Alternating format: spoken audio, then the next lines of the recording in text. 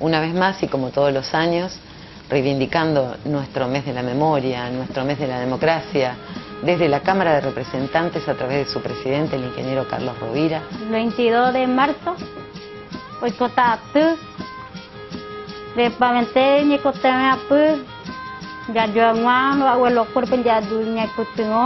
donde convocamos artistas populares y misioneros, ¿no? Porque lo que queremos es reivindicar desde nuestra provincia lo que significa memoria, lo que significa verdad, lo que significa justicia. Los esperamos el 22 de marzo a partir de 16:30 horas. Democracia sí. Domingo 22 de marzo a las 16:30 frente al monumento del comandante Andrés Guacurarí Artigas.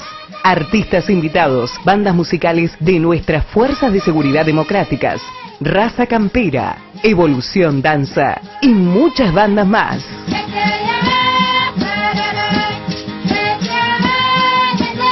Auspicia la Cámara de Representantes de la Provincia de Misiones. Presidencia, Ingeniero Carlos Eduardo Rovira.